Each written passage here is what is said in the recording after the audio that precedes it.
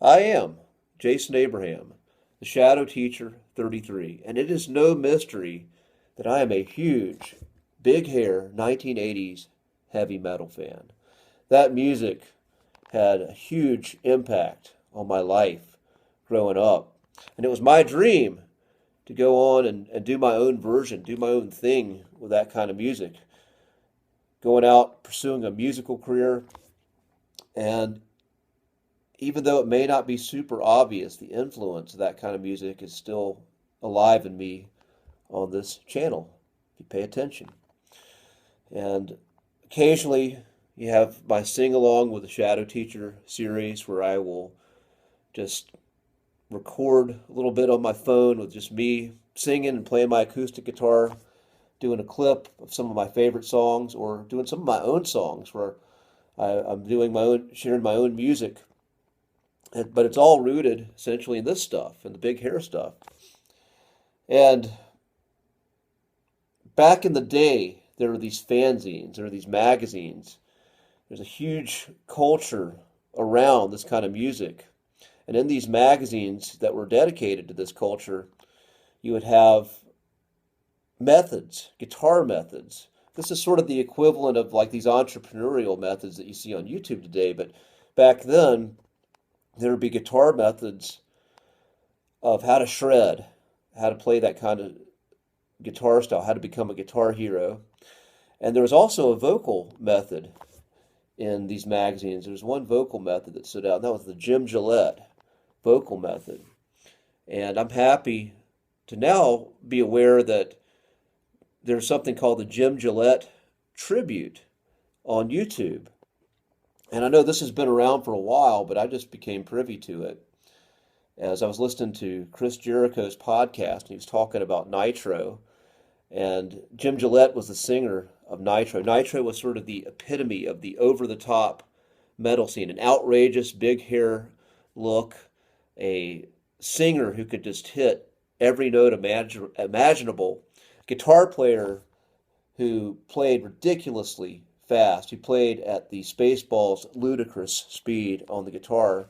And it was really a love it or hate it thing. Either you thought it was awesome, whether awesome for the just the technical prowess, or thought it was hilarious, or you absolutely hated it and couldn't stomach it. But Jim Gillette was the singer from this band. And the Jim Gillette Challenge, or the Jim Gillette Tribute, essentially is a tribute to this metal power scream, this epic metal power scream he does in his instructional video, where he starts out very low and guttural, and he goes up to being very high, and just goes seamlessly from the low to the high. And I didn't quite do it justice because it's just this one huge guttural. I'm not going to do it right now because it takes a lot of breath. But the Jim Gillette tribute is alive and well. And I wanted to pay a tribute to Jim Gillette as well because I saw an interview. Listening to that Chris Jericho podcast inspired me to go back and listen to some Nitro songs. I haven't listened to that kind of music in a while. I wasn't a huge fan. I thought it was a bit too much, but I wanted to go back and listen to it. And I found this interview with Jim Gillette, and he talked about his time getting, like what it took for him to build up that vocal prowess. And for him, he said he was originally a guitar player, but he wanted to be a rock star in this interview, but he wasn't that great of a guitar player. And just the singer for his band was singing, I think they were playing a Motley Crue song, and he was singing it too operatically. He was saying "Red Hot," singing it, just not having the right attitude. And so Jim instinctively just went on the mic and started to take over and took the mic from him and sang. And then that put him down the road to being a lead singer. But initially he wasn't very good. So he said he had to practice 10 hours a day and dedicated that time. And when you watch that vocal display on his instructional video, you can see like there's just nobody, like this guy has an insane command over his voice, using his voice as an instrument. That dedication that he put into it, that 10 hours a day of practice and dedication and belief, really took him to a level of amazing technical prowess. And even though Nitro was not the biggest band in the world, and they only had 2 albums, and his musical career was relatively short as a young man, he left somewhat of a legacy, like with that band. He went out there and did something with it. And the dedication and the vision to go out there and do something, whether the world receives it on the level you want it to be, or if it's just like a small endearment to people's hearts and they take and make whatever it is of your thing, that's fucking awesome. I mean, the Jim Gillette Tribute, who would ever think that thing from that instructional cassette would inspire what it is? And another thing that was very inspiring in this interview, he said he went through a bit of a depression from the fallout of music. He just got disenchanted with music.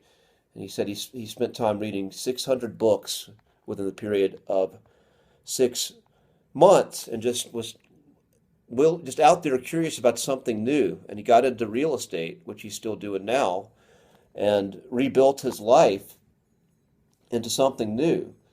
A guy who fully loved metal, who believed in the concept that rock and roll and heavy metal never dies, who believed that a metal icon is immortal, and that was what he dedicated his life to. That all shattered before his eyes, and yet he picked himself up and built something new, and built something of great meaning, which he's doing now. And that interview was just great, because this guy, you see, he's just got a quiet confidence about him.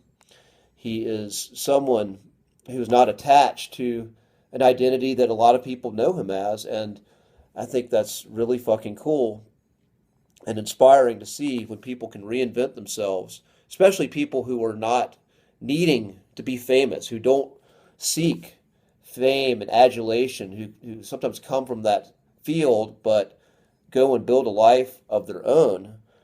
That is a great thing to see. And so this is my tribute to Jim Gillette. I am thankful that he did that interview. I cannot think of the channel off the top of my head. It's a big channel, way bigger than mine, clearly. But if you look Jim Gillette interview, it'll pop up. And it's a modern interview of him on YouTube. And for people who love hair metal, it's a great perspective to hear his perspective. And I think it's really cool to see somebody who did something very unique and is still living a great life. So that being said, I'm going to end this transmission. Be strong, be well, and I'll see you on the other side.